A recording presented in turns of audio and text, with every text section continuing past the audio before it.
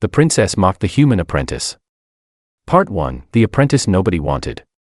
The Academy of Zethera Prime sat high above the planet's amber clouds, a station so large that it took a full day to walk from one end to the other. Ships came and went every hour. Some were sleek and fast, built by species who had been flying for thousands of years. Others were old and heavy, carrying students from distant corners of the galaxy. On most days, the docking bay was loud with different languages, different smells, different sounds.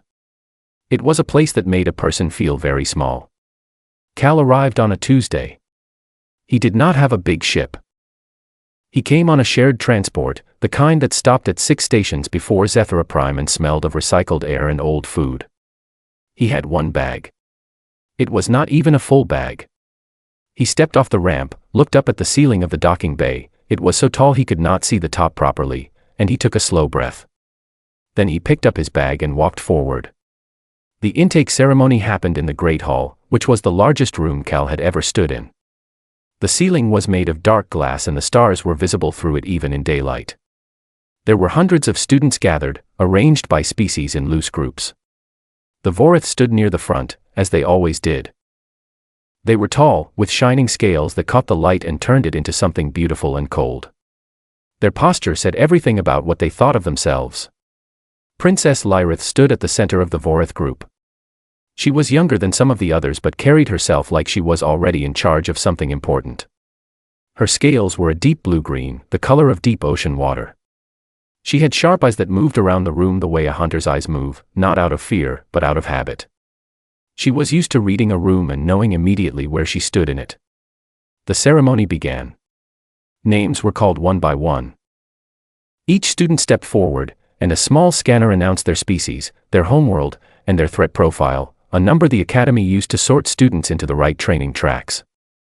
The Vorith students scored high. The Korath students, four-armed and built like stone walls, scored higher. There was a student from the Yeth nation who glowed softly in the dark and whose scanner reading made a few people in the room go quiet with respect. Then Cal's name was called. There was a pause. Not a long one, but long enough to feel. The scanner read him. It announced, Human, Earth, Threat Profile, Negligible. The word sat in the air. A few students turned to look at him. Some looked away just as quickly, the way people look away from something that does not interest them. A soft sound moved through the Vorith group, something between a laugh and a breath.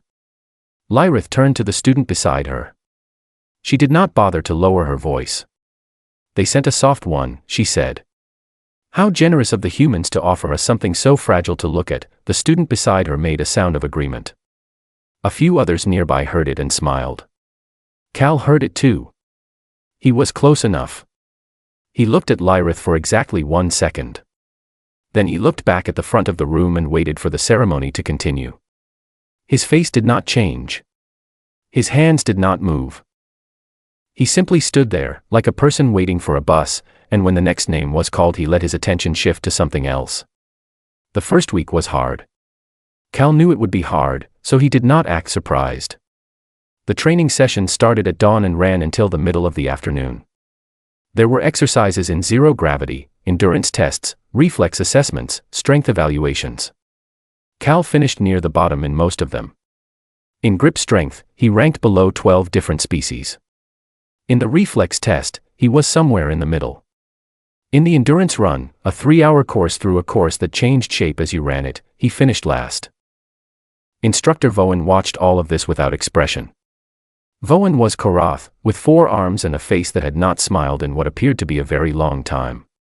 He marked things down on a board and said very little. When Cal finished the endurance run, breathing hard and a full 8 minutes behind the next slowest student, Voen looked at him the way a person looks at a piece of data, not with cruelty, just with measurement.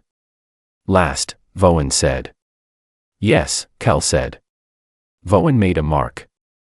Again tomorrow, he said, and walked away. In the evenings, the students gathered in the common hall to eat.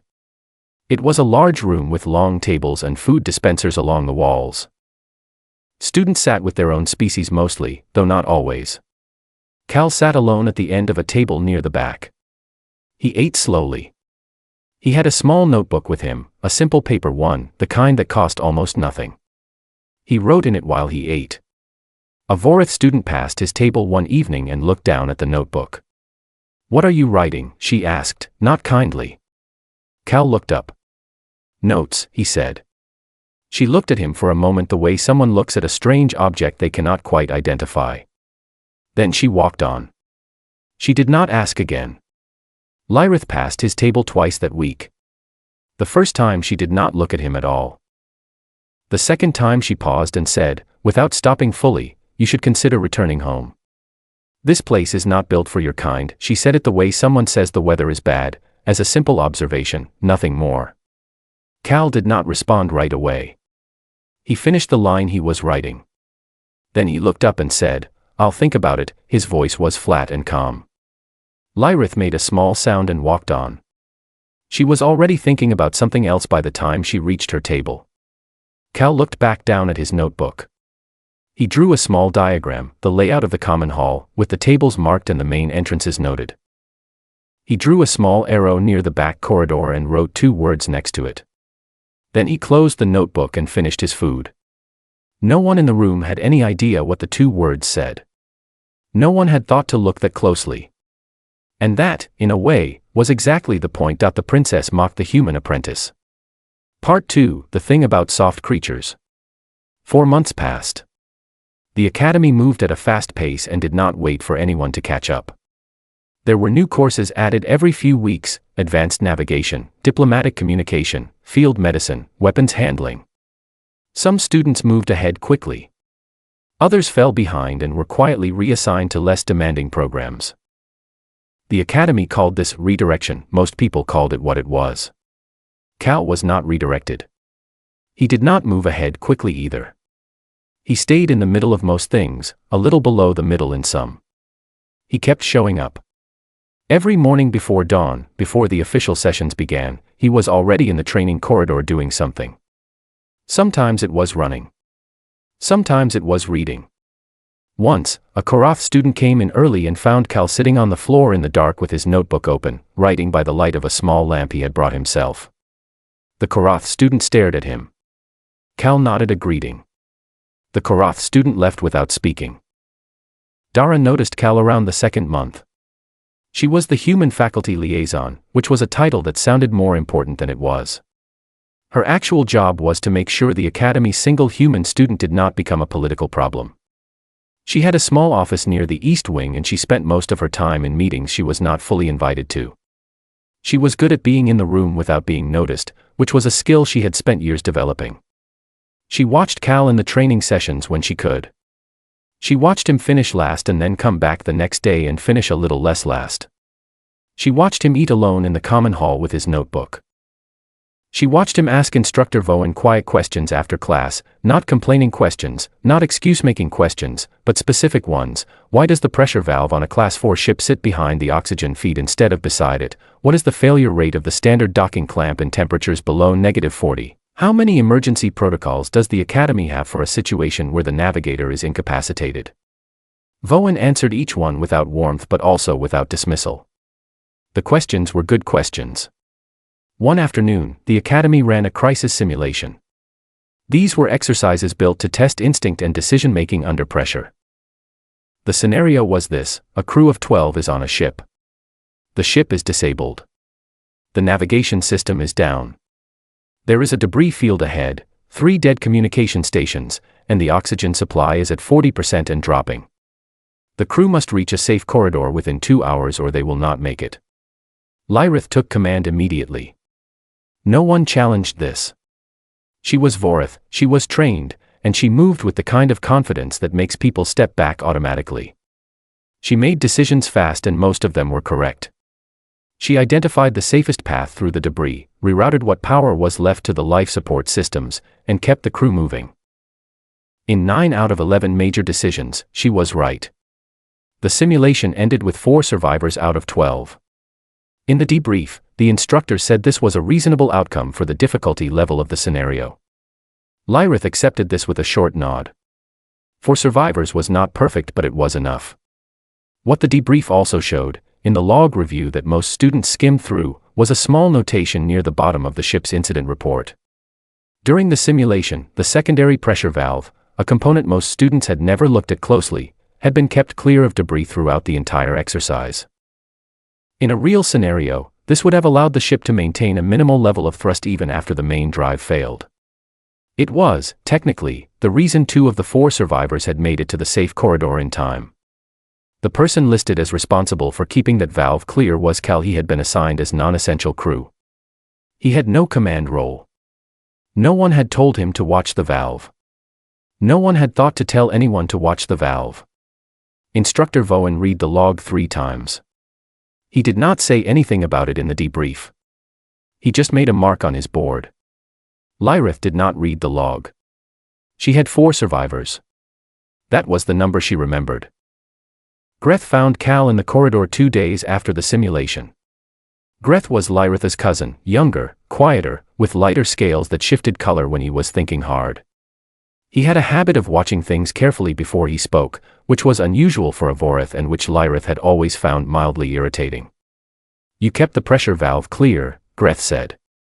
He did not say it as a compliment. He said it the way a person states a fact they are trying to understand. "Yes," Cal said. "No one told you to." "No." Greth was quiet for a moment. "Why?" Cal thought about this for a second. "Because it was the kind of thing that gets forgotten until it matters," he said. "So I made sure it did not get forgotten." Greth looked at him. Then he said, "Show me your notebook." Cal opened it to the most recent page. It was a diagram of the Academy's main corridor, drawn carefully, with small numbers along the edges. There were marks at certain points with times written next to them, and short notes about which security staff rotated when and which access doors were left on autocycle during the late shift. Greth looked at the page for a long time. His scales shifted slightly. Then he closed the notebook, handed it back, and walked away without another word. That evening in the common hall, Lyrith said something to Cal that she had been saving. She waited until the table was quiet and a few students nearby could hear. "Your kind lives, what, 80 years," she said. "Maybe 90 if you are careful," she tilted her head. "You will die before you have finished anything worth remembering." She did not say it with cruelty. That was the strange part. She said it the way you say it might rain tomorrow, as information, shared without particular feeling. Cal put down his spoon. He looked at her for a moment. "I know," he said. "That is why I do not waste time." Then he picked up his spoon and went back to eating. Lyrith blinked. She had expected more. An argument, maybe, or embarrassment, or the tight expression of someone trying not to show they had been hurt. Instead there was nothing. Just a man eating his food. She looked at him for another second and then looked away. By the time she reached her table she was already thinking about other things. But the answer stayed with her in a small way, like a stone in a shoe, not painful, but present. And she could not quite explain why. The princess mocked the human apprentice. Part 3, The Dead Zone Incident. The mission came through on a gray morning when the amber clouds outside the academy had gone dark with weather. Instructor Voen called the team together in a small briefing room near the lower docking level. There were no windows. The lights were steady and cold. He laid out the assignment in plain language and did not soften any part of it. A sector near the Keth border had become unstable. 3 old communication stations had gone offline in the past 18 months. The Academy had been asked to send a survey team to map the area, check the stations, and report back. The sector was sometimes called the Dead Zone, though Voen did not use that name. He called it Survey Grid 79. The students who had been at the Academy long enough knew the other name and what it meant. 3 survey teams had gone into that region in the past 10 years. None of them had sent back a full report. Lyrith led the mission. This was not a surprise. She had the highest field scores in her cohort and the Vorith had strong ties to the Academy's command structure. 8 Vorith cadets came with her, along with 2 Korath scouts, a Yeth navigator named Sil, and Cal, who was listed on the mission sheet as mission support. It was the kind of title that meant, we had to bring a human and we did not know where else to put him. The ship was a mid-class survey vessel, functional and plain. It smelled of metal and old recycled air. The journey to the survey grid took 2 days. On the first day, most of the team went over maps and equipment checks. Lyrith ran 2 briefings. Cal sat at the back of both of them, listening, saying nothing, writing in his notebook. On the second day, Sil picked up a signal. She almost did not say anything at first. She checked the reading twice, then a third time, with a different scanner. Then she said, very quietly, "There is a marker frequency in the debris field ahead." The room went still. Sil looked up from her console. Her face was careful and controlled the way a person's face gets when they are trying not to let fear show. "It is a Keth frequency," she said. "A passive marker. The kind they use to mark territory." 3 of the Vorith cadets went the color of old stone. One of them said something in Vorith that Cal did not catch but understood by the tone. The 2 Korath scouts looked at each other with the particular look of people who have already made a decision and are waiting for permission to act on it. "We should go back," one of the Korath scouts said. "Now." Immediately. Lyrith looked at the scanner data. Her jaw was set. "Our mission is the survey," she said. "We complete the survey." "The Keth." "I know what the Keth are," Lyrith said. Her voice did not shake. "We continue." No one argued with her. This was partly because she was right about the mission, and partly because arguing with Lyrith was a specific kind of exhausting that most people had learned to avoid. The ship moved forward.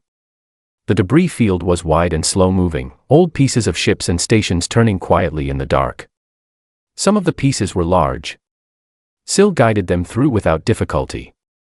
The marker frequency got stronger as they went deeper. Then the Keth ship appeared.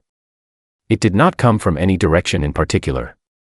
One moment there was empty space ahead of them, and the next moment there was a ship, and not a small one. It was old and dark, with a hull that had been repaired so many times in so many places that it looked like something that had survived everything the galaxy had thrown at it simply by refusing to stop. Its running lights were off. It sat in the dark like a fact. A channel opened. No image, just audio. The voice that came through did not rise or fall in pitch. The Keth did not speak with emotion in their voices. They kept emotion in their bodies, in how still they were, in how they moved. Right now the voice was very flat and very steady, and somehow that was worse than shouting. Lyrith responded immediately. She used the formal Vorith greeting codes, which were long and structured and designed to show respect and position at the same time. The Keth did not respond to them. She switched to the Vorith military frequency, not a threat exactly, but the kind of signal that implies one. The Keth ship's forward arrays began to power up. Sil made a small sound and moved away from her console slightly, as if distance from the equipment might help. Cal stood up. He did not say anything to Lyrith. He did not ask permission. He walked to the secondary communications console along the side wall, the old one, the one that was technically still functional but that no one used because it had been replaced by the main system years ago. He sat down, opened a panel on the side that required a manual key, and began to adjust the frequency by hand. Lyrith turned. "What are you doing?" "Sending a signal," Cal said. "I am handling communications." "I know," Cal said. "This is a different kind." He sent the signal. It was short. A pattern of tones on an old sub-band frequency, not the kind any current system would recognize, the kind that had been in use 40 years ago and then mostly forgotten. The tones were not words. But they were not random either. They carried a shape that meant something specific to the people who knew how to read it. The Keth ship's arrays went quiet. The room held its breath. 41 seconds passed. Lyrith counted them without meaning to. The Keth commander spoke again. The voice was the same flat tone, the same even pitch. But Sil made a sharp sound and put her hand over her mouth. "What?" Lyrith said. "What is it?" Sil swallowed. "The register," she said. "They changed the register," she looked at Lyrith. "That is the register they use for peers.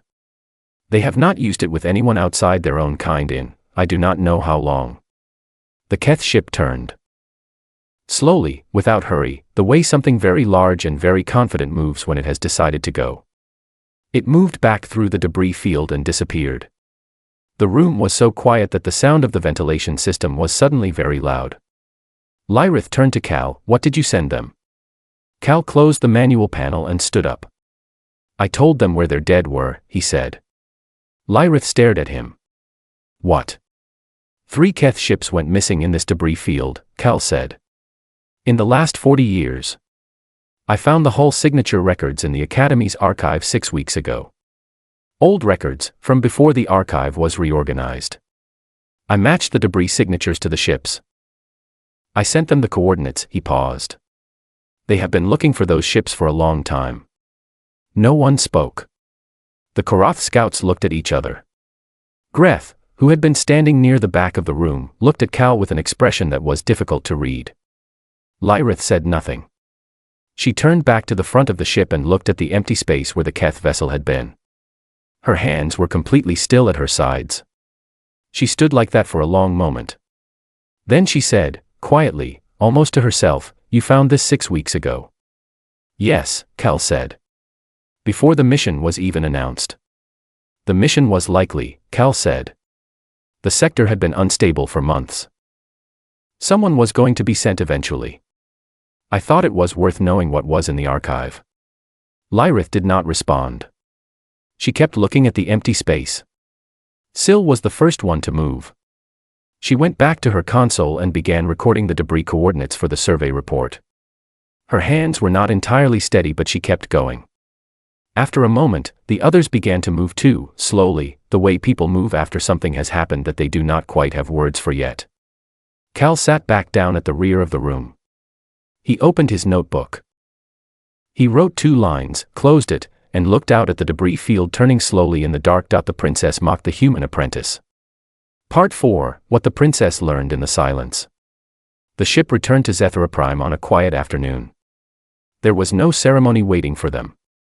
The docking bay was the same as always, loud and busy, full of ships coming and going, full of people who had no idea what had happened in Survey Grid 7-9. The team walked off the ramp and into the station, and the station absorbed them the way large places absorb small things. The debrief happened in a room that most of the team were not cleared to enter. The door was plain and gray and had no sign on it, which was the Academy's way of saying that the room was important. Administrator Levine ran the session. She was a small human woman with gray hair and a manner that suggested she had been delivering bad news and complicated news and news that was hard to categorize for a very long time, and had stopped being surprised by any of it. She listened to the full account. She asked a few questions. She did not react visibly to any of the answers, which was its own kind of reaction.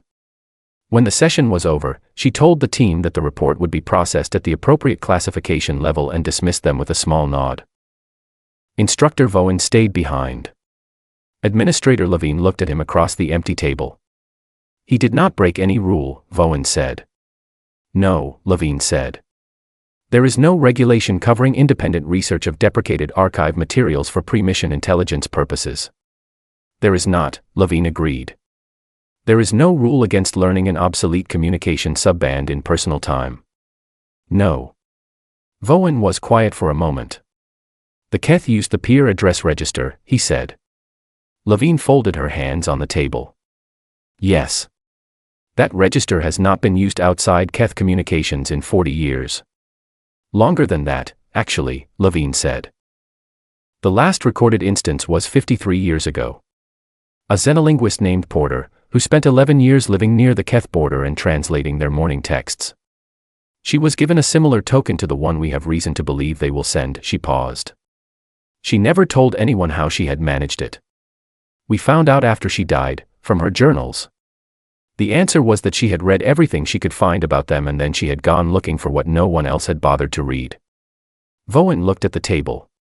"I rated his threat profile as negligible." "You rated his physical threat profile," Levine said. "Which was accurate." Voen made a sound that was not quite agreement and not quite disagreement. Dara found Cal in the archive room on the 3rd evening after their return. She had expected to find him there because she had been watching him long enough to know his habits. The archive room was on the east side of the station, down a corridor that most students ignored because the lighting was dim and the temperature was always slightly too cold.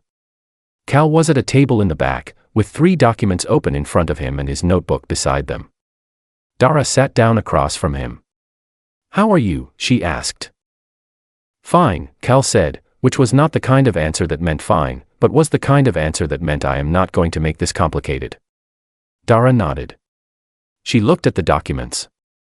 They were written in Keth, a dense, precise script that very few people had learned to read because the Keth had very few people allowed to learn it. You can read those. Some of them, Cal said. Slowly. How long have you been learning Keth? Cal thought about it. About 8 months, he said. Dara looked at him for a moment. Before you even arrived here. I looked at the Academy's course offerings before I enrolled, Cal said. There was nothing on Keth communication or culture. So I found what I could on my own. He turned a page. The archive has about 800 documents from the Keth expansion period that have never been translated. Most of them are morning texts, records of ships and people lost. I have been working through them when I can. Dara was quiet for a while. Then she said, the Academy is going to reclassify you.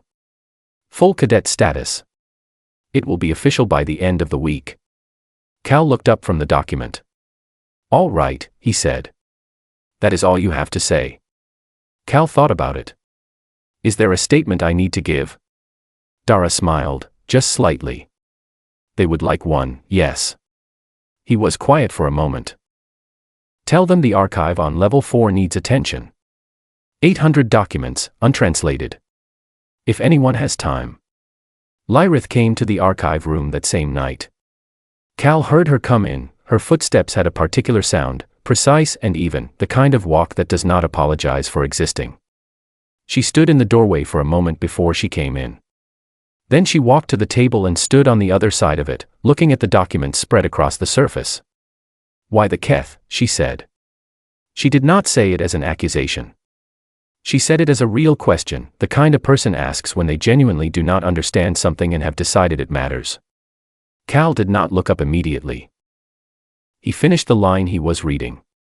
Then he set the document down and looked at her. Because they were grieving, he said. And grief is a language everyone speaks whether they know the words or not. Lyrith looked at the documents. Her expression was difficult to read. The Vorith were not people who showed their thinking easily on their faces. They were trained from a young age to keep the outside surface controlled. But something shifted in her eyes, a small movement, like something adjusting to new light. She sat down. She did not say anything for a moment. Then she reached out and picked up one of the documents Cal had set to the side, a translated one, with Cal's handwritten notes in the margin. She began to read it. They sat in the archive room for almost 2 hours. They did not talk much. Cal worked through his documents. Lyrith read the translated text slowly, going back over sections more than once. Once she asked Cal what a specific word meant, a Keth term that appeared several times in the morning texts, and he told her, it was a word that meant something like, the space a person leaves behind. She looked at the word for a long time after he said that. When she left, she did not say goodbye. She just stood up and walked out, which was a Vorith way of ending things that did not mean rudeness. It simply meant the moment was complete. Cal watched her go. Then he turned back to the documents. There was still a lot left to read. The princess mocked the human apprentice. Part 5, What the Galaxy Writes Down. A year passed. The Academy moved forward the way it always did, new students arriving, old ones moving on, the training cycles turning over like seasons. Cal finished his first full year as an official cadet. He was not at the top of his class. He was not close to the top. He scored in the middle of most assessments and a little below the middle in the ones that required physical strength or speed. He did not seem bothered by this. He showed up every day, wrote in his notebook, spent his evenings in the archive. Things had changed, though, in ways that were hard to point to exactly. The corridor outside the archive room had more traffic in it now.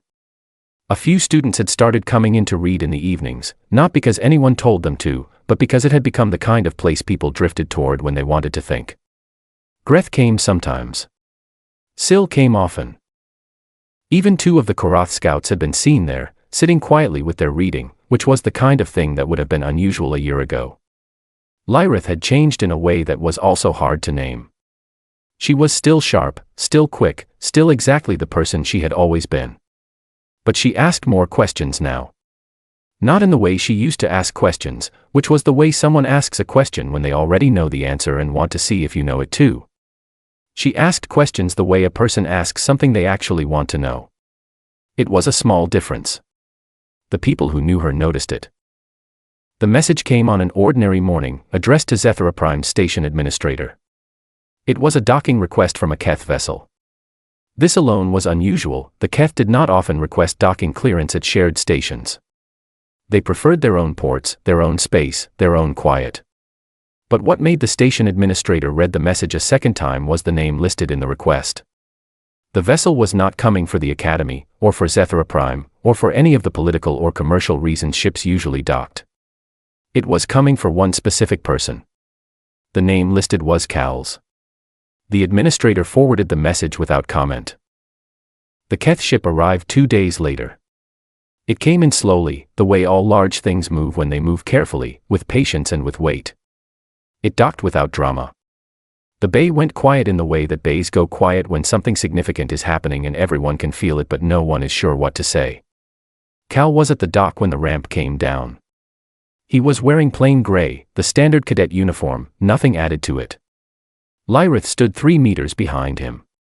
She had come without being asked, which was the kind of thing she did not explain. Greth was beside her. Syl was there. 2 of the Korath scouts stood near the back of the group, not officially part of it but present. The Keth commander descended the ramp. She was taller than anyone else in the bay by nearly a full meter.